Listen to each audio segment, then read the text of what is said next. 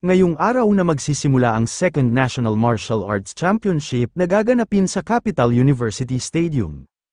Ipinakita ng isang malaking grupo ang pagsuporta nila sa team ng Magic University. Isa-isa nang nagdatingan ng mga bus na sinasakyan ng mga lalaban na estudyante. Namangha si Zhang Yu dahil narinig niya ang malakas na sigawan ng kanilang mga taga-suporta. Hindi nila ito inasahan lalo na't nasa balwarte sila ngayon ng mga taga-Capital University. Sinabi ni Zhang Yu na hindi niya raw akalain na maraming tao ang pupunta sa capital city para lang suportahan sila. Lumingon si Fang Ping at nagbanggit ng halagang 500,000. Nagtaka naman si Zhang Yu kung ano ang ibig sabihin ng sinabi ng ating bida. Naisip ni Fang Ping na marami raw sila ngayong taga-suporta dahil gumastos siya ng 500,000 para ibili ng tiket ang mga kamag-anak ng mga estudyante na pumapasok sa Magic University. Ang hiningi niyang araw na kapalit ay kailangan ng mga itong ipag-cheer ang kanilang team. Mukhang inaakala nga raw ng mga taga-Capital University na makakalamang na sila nang dahil lang sa naroon sila ngayon sa capital city. Mas mabuti nga raw kung sumuko na agad ang mga ito kahit pa sila ang nag-organisa ng isasagawang kompetisyon. Sinabi ng lalaking tagapagsalita na talagang napapanindigan daw ng Magic University ang reputasyon nito bilang kampyon ng nakaraang championship. Sa laking araw ng bilang ng mga taga-suporta ng mga ito ay aakalain nila na nasa Magic City sila ngayon. Sinabi rin ng babaeng tagapagsalita na bagamat ang Capital University ang nag-host ng kompetisyon ngayong taon, pero mukhang hindi pa rin daw ng mga ito mapantayan ang impluwensya ng mga taga-Magic University. Inimbitahan na ng lalaki ang prinsipal ng Capital University para magsalita sa panimulang seremonya ng Second National Martial Arts Championship. Lumipad sa itaas ng stadium ang isang matandang grandmaster na siyang prinsipal ng Capital University para simulan na ang kanyang pagsasalita. Sinabi ng isa sa mga grandmaster ng Capital University na hindi raw nila inasahan na gagawa ng mga ganoong klase ng pakulo ang mga taga-Magic University. Tinanong ni Wang Jing ang katabi niyang grandmaster kung ano raw ang ibig nitong sabihin. Pinaliwanag niya na sikat daw talaga ang Magic University at punong-puno raw ng passion ang kanilang mga estudyante kaya natural lang na makatanggap sila ng ganoong klase ng pagsuporta.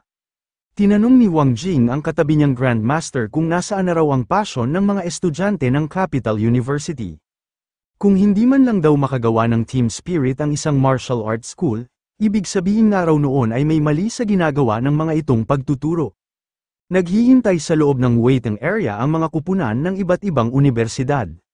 Sinabi ng isang lalaki na hindi raw kapanipaniwala ang kasikatan ng Magic University, imbis na raw na mag-focus ang mga ito sa martial arts ay kung ano-ano pang pakulo ang ginagawa ng mga ito. Nabigyan man daw ang mga ito ng kaunting kasikatan, pero simula nga raw ngayon ay pabagsak na ulit ang mga ito. Kinabahan ang dalawang lalaki noong makaramdam sila ng malakas na mental strength sa tapat ng kanilang ulo. Tinanong ni Fang Ping ang estudyante na nagsasalita kanina kung sino ba raw ito para magsabi ng mga ganoong klase ng pahayag tungkol sa kanila. Kinabahan ng lalaki noong mapagtanto niya na nagmula sa grupo ng Magic University ang naramdaman niyang mental strength. Tinanong ni Fang Ping ang tsismosong lalaki kung nagmula nga ba raw ito sa Zishan University.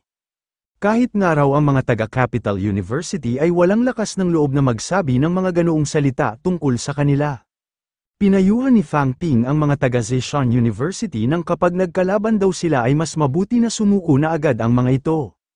Pero kung gusto pa rin daw ng mga itong lumaban ay wag nga raw sila ng mga itong sisisihin kapag masyado silang naging malupit. Sasagot na sana ang tsismosong lalaki pero agad siyang pinahinto ng kanilang team leader.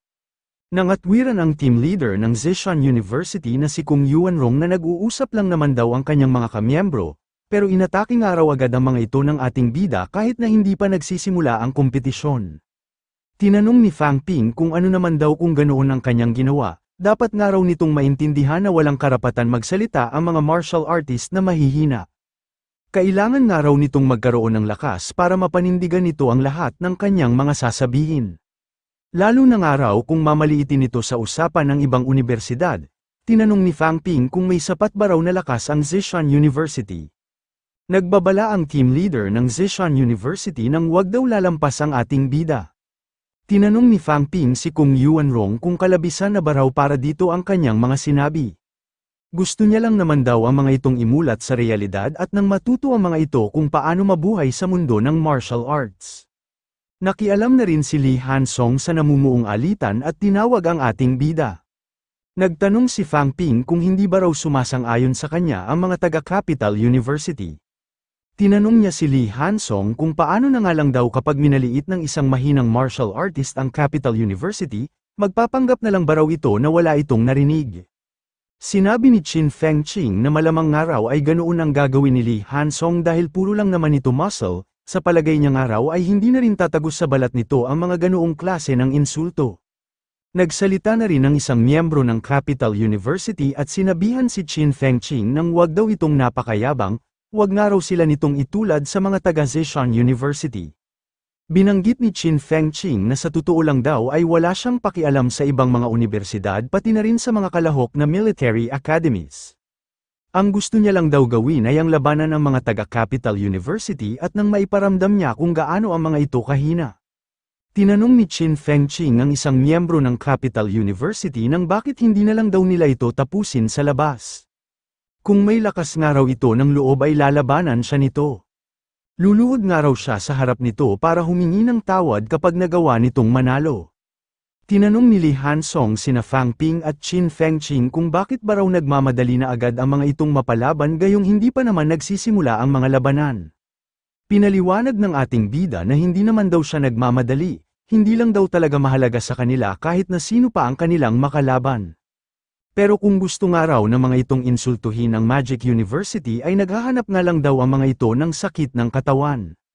Nagpayo si Fang Ping nang wag nga raw ng mga itong hahayaan na kainin ang mga ito ng inggit. Noong mga panahon nga raw na napag-iiwanan ng Capital University ang Magic University ay wala siyang ibang inatupag kundi umisip ng paraan kung paano niya ang mga ito malalampasan. Tinanong ni Fang Ping kung anong klase raw ng martial artist ang mas inuuna pang magpaandar ng bibig kaysa sa unahin ang mga dapat nitong e-prioridad.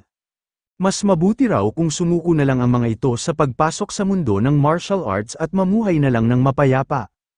Tinabla ng dalawang miyembro ng Zhejiang University sa mga pagpaparinig ng ating bida. Sinabihan ng isang instruktor ng Capital University na siya ring lolo ni Fu Changding ang ating bida nang sapat na raw ang mga binanggit at ginawa nito. Hindi nga raw nito maaaring saktan ang sinumang partisipante habang nasa labas ang mga ito ng opisyal na laban. Tinanong ng instruktor kung gusto ba raw talaga ng ating bida na matanggal ito sa kompetisyon. Humingi si Fang Ping ng pasensya kay Advisor Fu at sinabi na mukhang masyado raw siyang nagpadala sa kanyang damdamin. Sinabi ni Advisor Fu na palalampasin niya raw muna ang ating bida dahil unang paglabag pa lang daw nito. Pero kapag naulit pa raw ang ginawa nito ay matatanggal na ito sa kompetisyon. Sinabihan ni Advisor Fu ang ating bida nang nabalaan na niya raw ito kaya wag daw siya nitong sisisihin sa kahihinatnan ng mga gagawin nitong aksyon. Sinabi ni Fang Ping na nakuha nga raw ng Magic University ang reputasyon nito nang dahil sa dugo, pawis at luha ng napakarami nilang seniors. Ang ilan pa nga raw sa mga ito ay nagsakripisyo ng sarili nilang buhay para mabigyan ng karangalan ang kanilang universidad. Maaari raw niyang matiis ang mga insulto na ibinabato sa kanila, pero sa sandaling may manghamak daw sa Magic University ay kukumprontahin niya ang mga ito kahit pa matanggal siya sa kompetisyon. Nagsalita na rin ang isa sa mga instruktor ng Zhejiang University at sinabihan ng ating bida ng sumusobra na raw ito. Nagbigay lang naman daw ng isang komento si Zhang Wei at wala naman daw itong intensyon na insultuhin ang Magic University. Sinabihan na rin ni Advisor Tang Feng ang ating bida nang huminto na raw ito. Kung may gusto pa nga raw itong sabihin ay ilabas niya na lang ito sa loob ng arena. Naisip ni Chin Feng Ching na magaganda nga raw ang mga sinabi ng ating bida pero alam niya raw na kabaligtaran ang kahulugan nito. Marahil ay wala nga raw itong gawin sa mga nang iinsulto sa Magic University, pero sa sandaling ito nga raw ang insultuhin ay hahabulin ka nito hanggang sa kamatayan. Pinakinggan na ni Fang Ping ang payo sa kanya ni Advisor Tang Feng. Ipapakita niya nga raw sa lahat ang rason kung paano nakuha ng Magic University ang hawak nilang reputasyon. Nakaramdam ng magkahalong inis at kaba ang mga miyembro ng Zhejiang University habang nakatitig sa kanila ang ating bida. Sinasambit na ng prinsipal ng Capital University ang huling bahagi ng kanyang talumpati.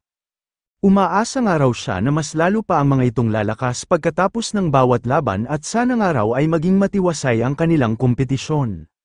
Pinasalamatan ng lalaking tagapagsalita ang prinsipal ng Capital University sa binigkas nitong talumpati.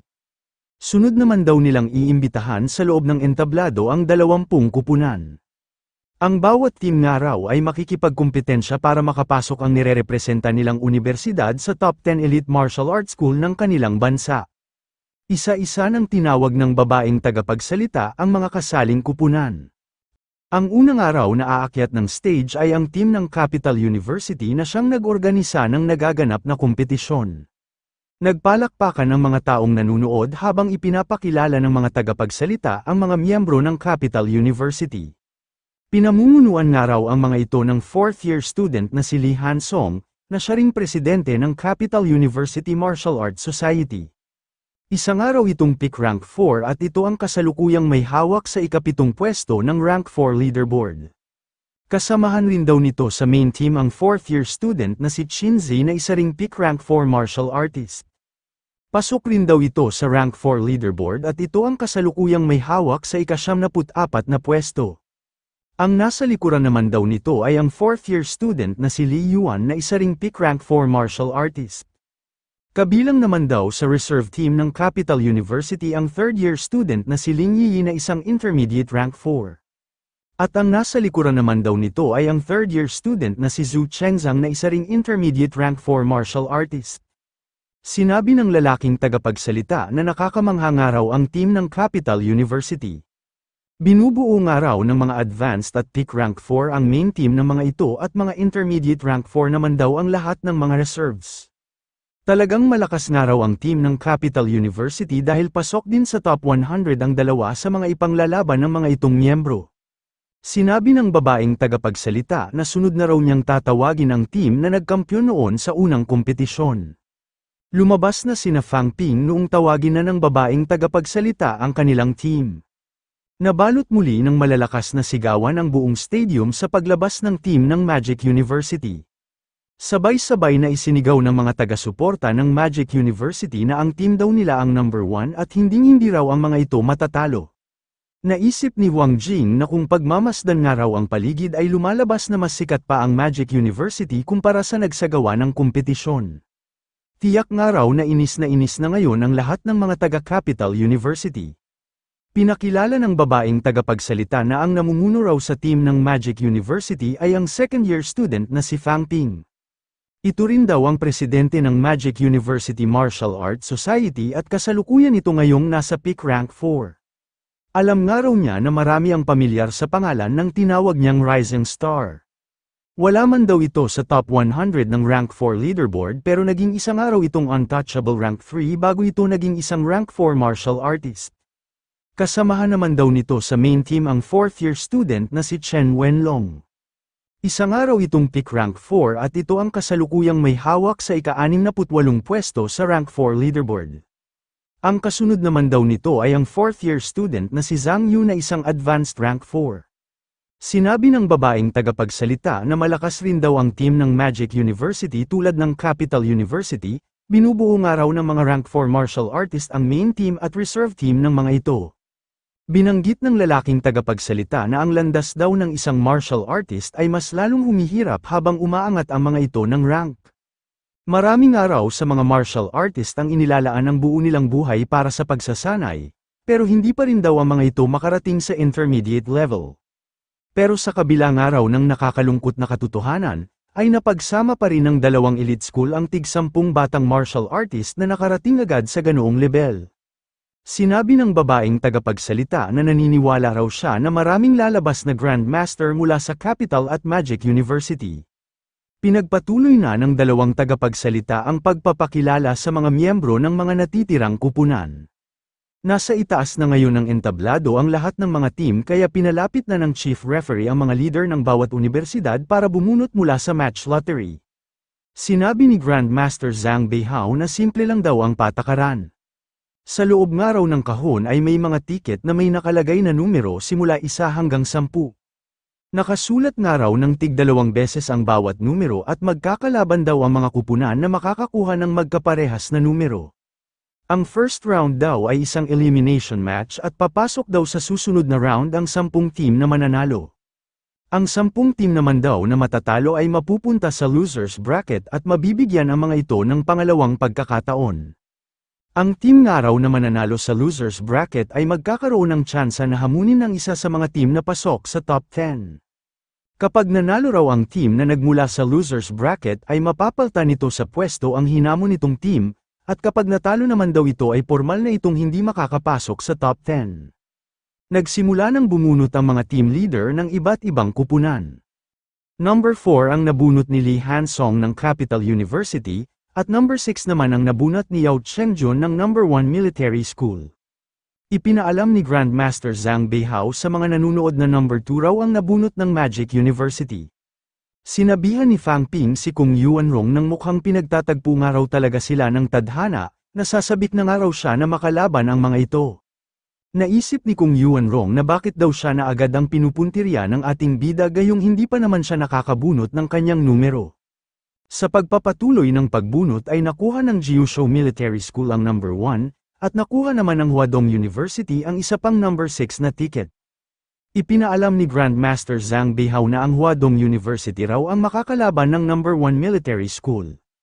Sinabi ni Fang Ping na mas maganda nga raw kung hindi muna agad sila magkaharap ni Wang Jinyang. Tumugon si Wang Jinyang nang wala raw silang magagawa kapag ganoon ang nangyari, naniniwala nga raw siya na may tsansa silang manalo. Lumapit na si Wang Jinyang sa pulang kahon para bumunot ng kanilang numero. Ipinaalam ni Grandmaster Zhang Beihao na number 7 daw ang nabunot ng Nanjing University. Ang team na kakaharapin ng Capital University ay ang Dunlin University. At ang team naman na kakaharapin ng Nanjing University ay ang Huanan Tech. Mapapalaban naman ang team ng Yunming Military School laban sa Zhangzhou University. Nainis si Kung Yuanrong kung bakit ganoon daw ang kinahinatnan ng pagbunot. Dalawang team na nga lang daw ang hindi pa bumubunot at isa sila sa mga ito, dapat nga raw pala ay kanina pa siyang bumunot. Tinanong ni Kung Yuanrong ang team leader ng Dongnan University kung gusto ba raw nitong umuna sa pagbunot. Tumugon naman ang team leader na sa panghuli na lang daw siya bubunot kaya mauna na raw si Kung Yuanrong. Naisip ni Kung Yuanrong na dapat nga raw pala ay hindi na siya nagtanong at hinintay na lang niyang tawagin ng kusa ang pangalan ng kanilang universidad. Pero sa palagay niya naman daw ay magiging ayos lang sila lalo na't may 50% siyang tsansa na hindi niya mabunot ang number 2. Kailangan lang daw niyang mag-manifest na mabunot niya ang kaparehas na numero na hawak ng Capital City Mining School. Labis na nadismaya si Kung Yuanrong noong makita nito na number 2 ang kanyang nabunot. Ipinaalam ni Grandmaster Zhang Beihao na alam na raw nila ngayon ang lahat ng mga team na maglalaban. Makakalaban nga raw ng team ng Magic University ang team ng Zhejiang University, at makakalaban naman ng Capital City Mining School ang Dongnan University. Nakahinga ng maluwag ang team leader ng Dongnan University dahil hindi nila makakalaban sa first round ang team ng Magic University. Sinabi ni Fang Ping na maaga pa lang daw ay humihingi na agad siya ng pasensya sa Zhejiang University. Hindi niya naman daw inasahan na ang mga ito nga ang kanilang makakalaban pero mukhang pinagtatagpo nga raw talaga sila ng tadhana. Naisip ni Kung Yuanrong na malamang nga raw ay may ginawang kadayaan ang ating bida para ganoon ang mangyari, hindi nga raw kapanipaniwala na nagkataon lang na sila agad ang nagkalaban sa first round. Bukod pa nga raw doon ay nakakapagduda rin na hindi man lang nagkatapat ang mga malalakas na universidad, mukhang iniisip nga raw ng mga ito na mangmang lang sila at hindi sila makakahalata. Sinabi ni Grandmaster Zhang Beihao na ayon daw sa resulta ng pagbunot, maglalaban daw bukas ng umaga ang team ng Jiuzhou Military School at ang team ng Tiannan University. Sa hapon daw gaganapin ang laban sa pagitan ng Magic University at Zhejiang University. Susundin nga raw nila ang pagkakasunod-sunod ng mga nabunot na numero. Tatagal daw ng 5 araw ang first round ng kompetisyon at 2 laban daw ang magaganap sa bawat araw. Napabuntong hininga ang Vice Principal ng Tiannan University, maraming araw problema na kinaharap ang Tiannan kaya mababa ngayon ang kanilang moral. Umasa nga raw sila na mapapataas nila ang moral ng kanilang universidad kapag napabilang sila sa top 10, pero napalaban naman daw agad sila sa Jiuzhou Military School.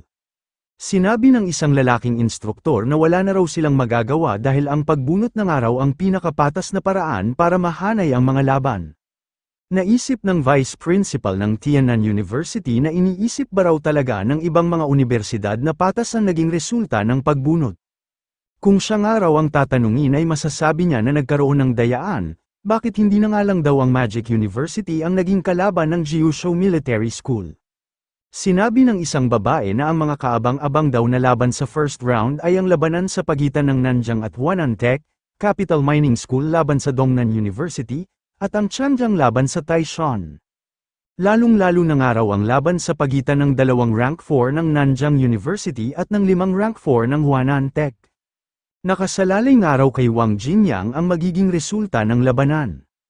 Sinabi ng prinsipal ng Huanan Tech na malakas man daw ang ilang mga individual na martial arts students pero sa komposisyon pa rin daw ng team nakadepende ang pagkapanalo. 2 nga lang daw ang rank 4 ng Nanjing University, malaki nga raw ang tsansa nila basta matalo lang nila si Wang Jinyang.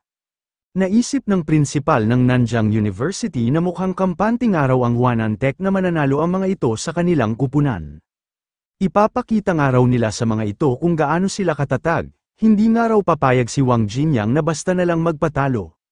Kampanteng-kampante si Wang Jing na makakalusot sa first round ng Magic University, samantalang hindi naman ngayon maipinta ang mukha ng prinsipal ng Zishan University. Sinabi ni Fang Ping kay Chen Haoran na mabuti na nga lang daw at hindi agad sila nagkalaban, sana nga raw ay ganoon ulit ang mangyari sa susunod na round. Binanggit ni Qin Fengqing na nangangamba nga raw sila na baka makalaban agad nila ng maaga ang Capital South University. Napaisip si Chen Haoran kung ganoon na ba raw talaga kalakas ang kanilang universidad para matakot ang Magic University na makalaban agad sila. Walang kaalam-alam si Chen Haoran na napakiusapan na ni Chen Yangxi ang team ng Magic University para lumaki ang tsansa ng Capital South University na makapasok sa top 10.